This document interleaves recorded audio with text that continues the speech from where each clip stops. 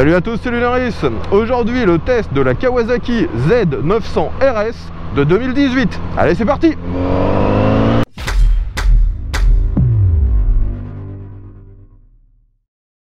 Les amis, comme à mon habitude maintenant, j'ai encore le privilège d'avoir un abonné qui a fait pas mal de routes afin de me prêter cette machine.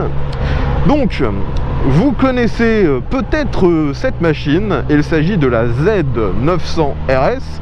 Alors déjà, avec ce patronyme Z, on s'attend à une machine un peu sport, mais en fait, cette version RS n'est pas une version, on va dire, plus performante de la Z900 classique, mais une version néo-rétro.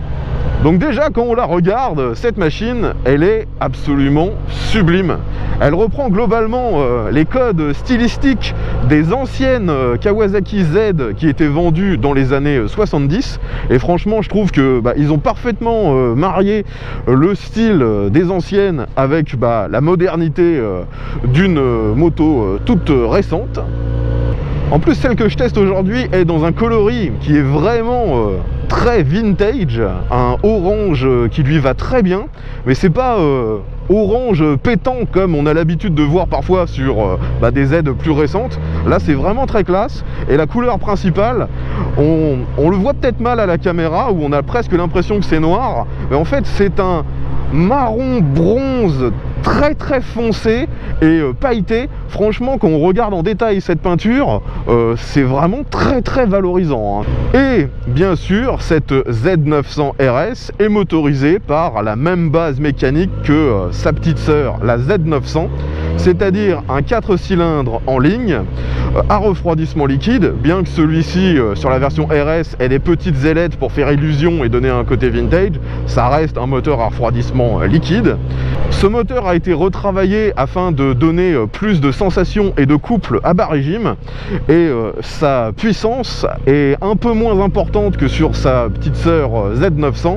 La Z900 est donnée pour 125 chevaux, celle-ci, la RS, en fait seulement 111. Et je tiens à préciser que cette Z900 est toujours en fait un 950 cm3.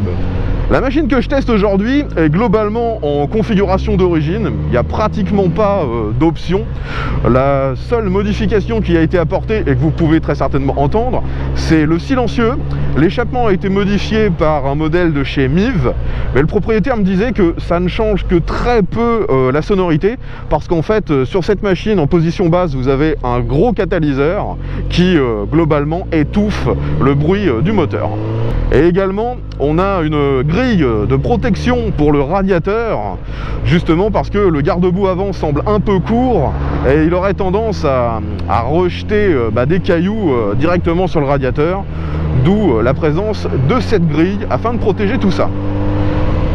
Et si, c'est vrai que j'ai oublié, il y a une petite option officielle Kawasaki, c'est les barres de renfort à l'arrière qui peuvent servir aussi bien de maintien que pour le passager, que de support pour d'éventuels bagages. Bon, la première bonne surprise sur cette Z900 RS, c'est que bien qu'elle ne partage pas du tout la même esthétique que la Z900, eh bien on a une position, on va pas dire similaire, mais approchante. Le guidon est chromé, vachement large, ça vous oblige à vous basculer un tout petit peu vers l'avant, comme sur les autres Z. Le réservoir, pareil, est pas trop large, on arrive bien à faire corps avec la machine. En plus, celui-ci est tout en rondeur, donc il n'y a pas de partie saillante, on est plutôt bien.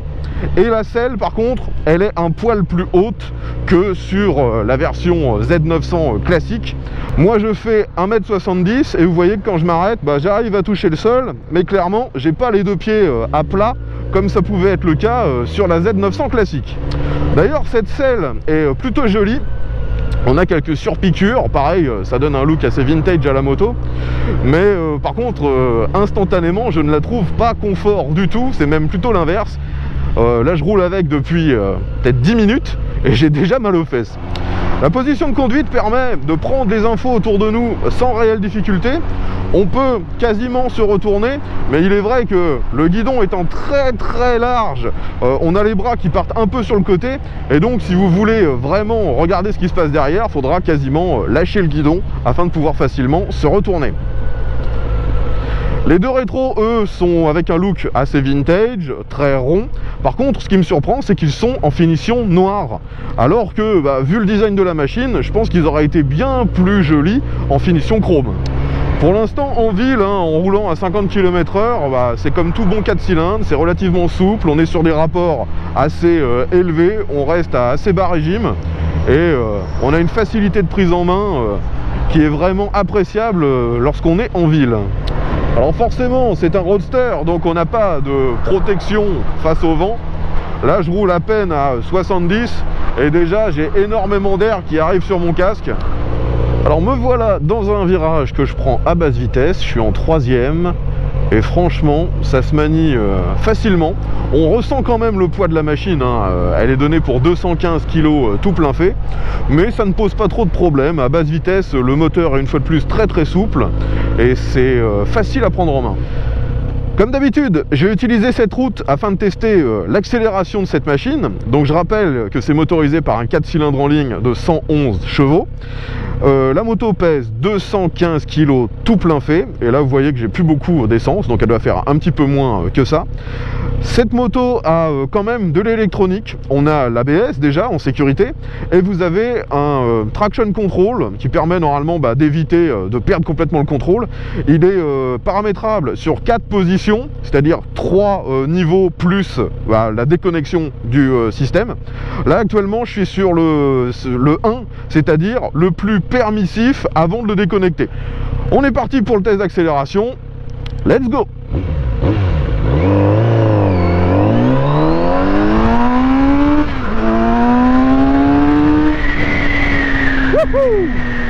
Eh bien les amis, c'est assez surprenant parce que la boîte de vitesse est assez courte. J'arrive à 100 km/h en 2e, là où la plupart des roadsters sport ont une première très longue. Là, on a une capacité d'accélération qui est vraiment costaud. J'ai pas osé accélérer vraiment à fond. Le moteur monte très vite dans les tours. On voit bien que c'est une mécanique moderne. Et ça marche plutôt bien. Je vais essayer de refaire ça dans l'autre sens.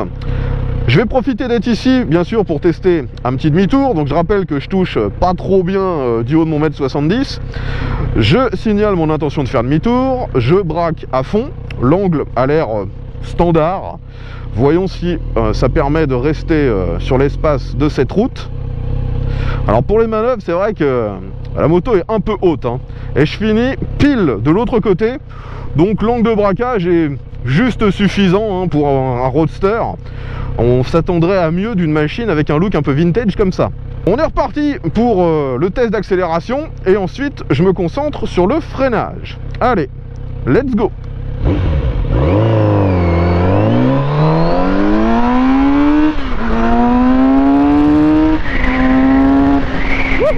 Allez, frein arrière, ça freine presque rien. Le frein avant, lui, il marche vraiment bien. Fou. Ah, j'ai l'adrénaline qui est montée d'un coup, les amis. Franchement, ne soyez pas bloqués sur le côté vintage de par son look. C'est bien une Z900. Ça marche super fort. Bon, au niveau du freinage, comme je vous l'ai dit, c'est plutôt bon pour le frein avant. La sensibilité est elle aussi assez bonne. On a des leviers réglables sur cette machine, aussi bien le frein que l'embrayage. Mais c'est vrai que on n'est pas non plus au niveau délirant des tout derniers freins proposés par Brembo, que ce soit chez Ducati, BM ou Triumph. Dans ce rond-point, ça se bascule assez facilement. En fait, c'est exactement la même chose que sur n'importe quel roadster de ce genre. Je la trouve un tout petit peu moins facile que la Z900 classique, peut-être à cause de la position qui est plus haute. Avec la Z900, j'avais plus de facilité, c'était plus instinctif. Sur cette moto, on a une monte de pneus tout à fait standard, c'est du 17 pouces avant-arrière, 120 à l'avant et 180 à l'arrière. Là je vais faire un test de relance, vous voyez que je suis en 6e à un peu moins de 3000 tours à 70, j'accélère à fond. Et ça repart direct. Par contre c'est vrai que la sonorité de l'échappement n'est vraiment pas délirante pour un silencieux adaptable. on s'attendrait à quelque chose de plus rauque ou de plus sport. Là, c'est assez standard, hein.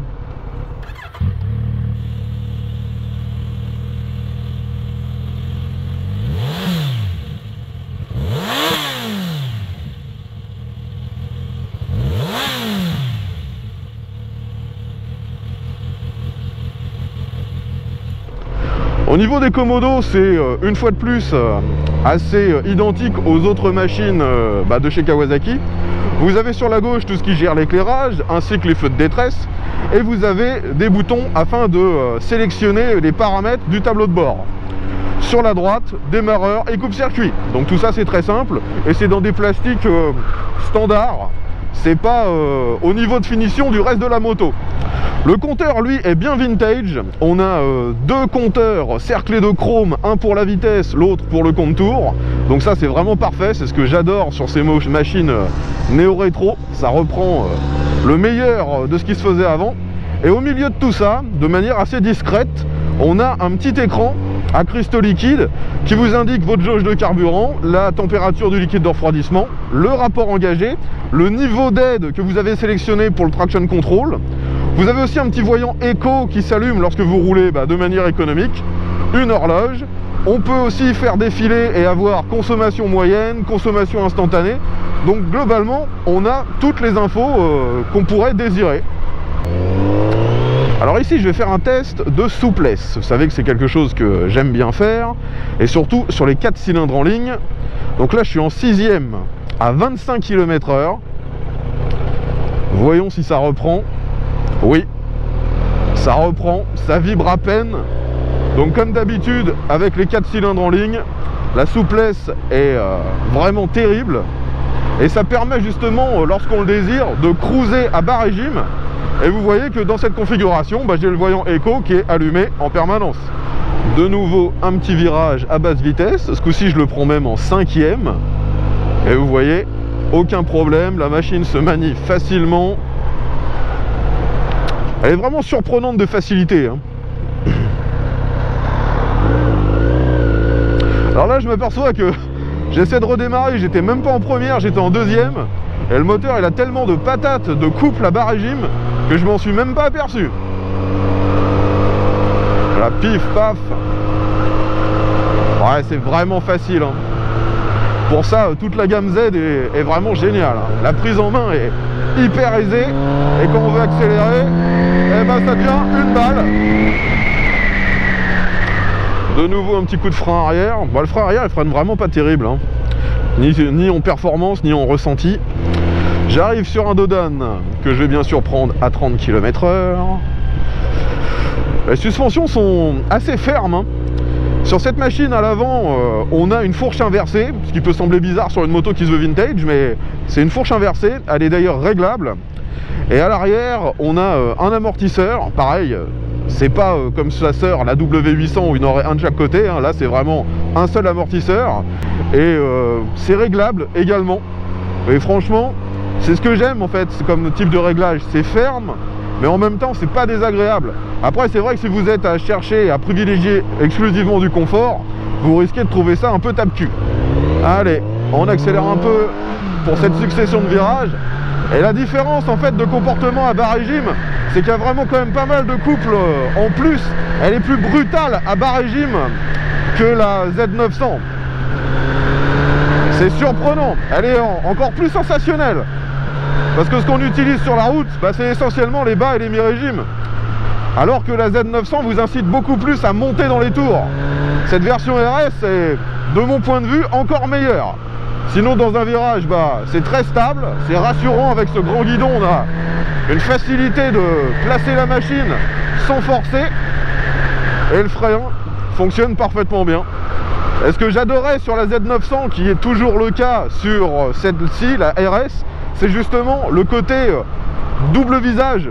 On passe d'une machine hyper tranquille, utilisable en cruisant, même à très bas régime, à d'un seul coup un truc qui prend des tours et qui devient beaucoup plus sport. Et on peut changer d'une facette à l'autre en un quart de seconde. Ça, franchement, j'adore.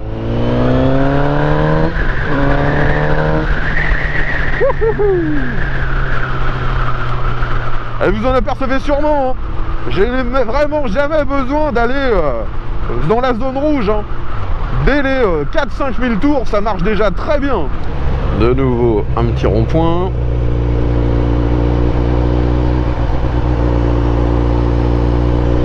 Prise d'info super facile.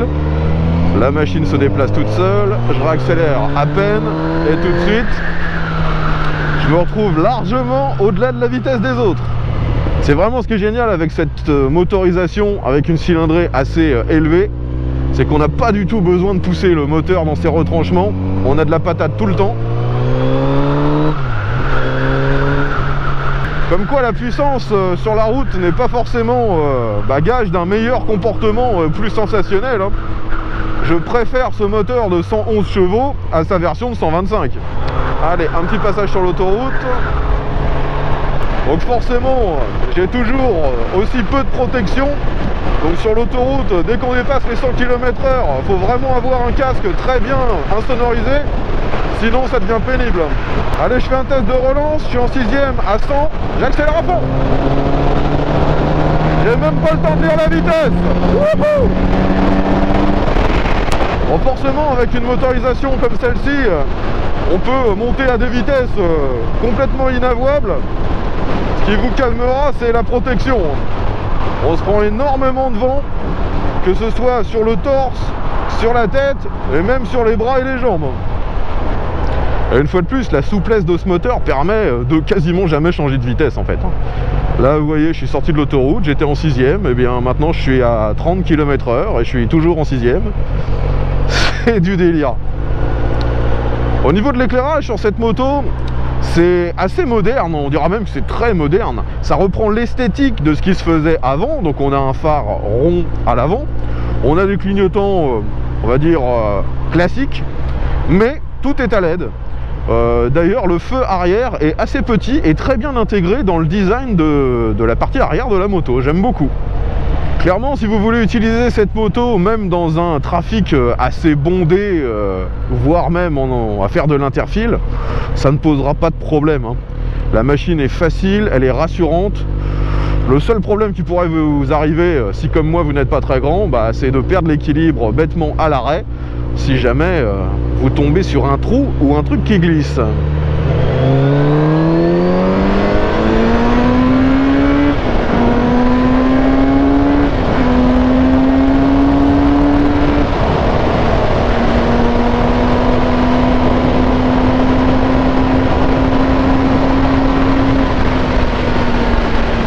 Ouais.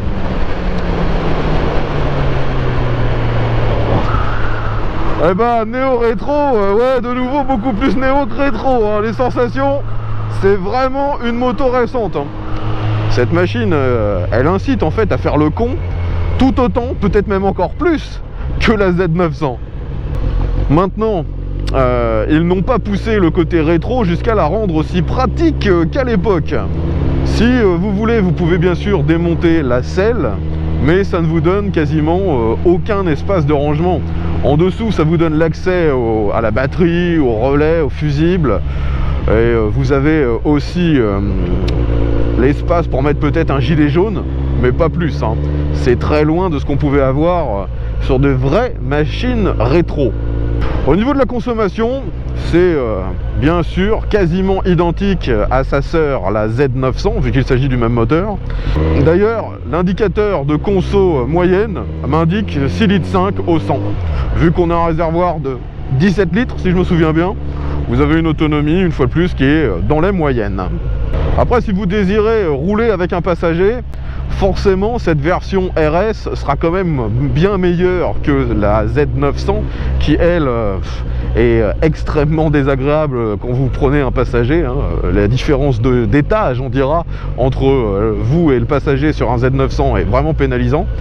Là il y a moins ce problème, c'est assez classique, on peut rouler avec un passager sans trop de problèmes. Faudra juste lui demander de bien se cramponner parce que ça accélère fort ce truc. Maintenant parlons un peu du point le plus discutable, la politique tarifaire de Kawasaki. Un Z900, ça vaut neuf dans les 9600 si je me souviens bien. Et alors que techniquement cette moto c'est presque la même chose, juste avec une esthétique différente, eh bien celle-ci est vendue 12 500 €. On se demande vraiment pourquoi il y a un tel écart de tarifs entre ces deux motos qui partagent globalement la même mécanique. Ça fait maintenant quelques années que cette moto est disponible sur notre marché en France, et vous pouvez trouver un modèle comme celui-ci aux alentours des 9-10 000 € d'occasion, à savoir qu'il n'y a quasiment pas eu d'évolution entre les premiers modèles et ceux qui seraient encore en vente aujourd'hui en 2021. Mais pour résumer, mis à part le tarif qui n'est pas forcément justifiable sur cette Z900 RS, de mon point de vue, tout est mieux. Le moteur est plus sensationnel, ça freine aussi bien, voire un peu mieux que sur le Z900 classique. Elle est beaucoup plus jolie. Franchement, si je devais faire un choix entre la normale et la RS, je prends la RS sans aucune hésitation. Enfin voilà les amis, je pense avoir fait le tour des caractéristiques de cette Z900 RS modèle 2018. Si vous avez des questions concernant ce véhicule, bien n'hésitez pas, mettez ça dans les commentaires. Si vous êtes l'un des possesseurs de cette machine, pareil, dites-nous ce que vous en pensez dans les commentaires. Quelles sont peut-être les améliorations que vous avez apportées au véhicule. Dites-nous également si vous avez eu des pannes, si ça a bien été pris en compte. Mais bon, c'est un Z900, la plupart du temps, c'est réputé très fiable. Je tiens encore à remercier l'abonné qui a fait pas mal de route pour me ramener cette machine sur mon lieu de tournage habituel, afin que je puisse avoir un avis concret sur les différences justement entre la version RS et 900 normale. C'est super sympa de sa part d'avoir fait le déplacement. Et je tiens d'ailleurs à repréciser que l'ensemble des tests sur ma chaîne sont faits en collaboration avec mes abonnés. Donc si comme lui vous disposez d'un véhicule et que vous aimeriez me voir le tester en vidéo, eh bien contactez-moi, tous les moyens de le faire sont dans la description. Je rappelle que je me situe en Normandie, dans la région de Rouen. J'espère que vous aurez apprécié cette vidéo. Si c'est le cas, pensez à mettre un petit pouce vers le haut, partagez-la sur les réseaux sociaux. Pensez également à vous abonner et à activer la cloche si ce n'est pas déjà fait. Bon les amis, je m'en vais maintenant rendre ce petit bolide à son propriétaire. Moi je vous dis à bientôt et surtout, veillez à tous.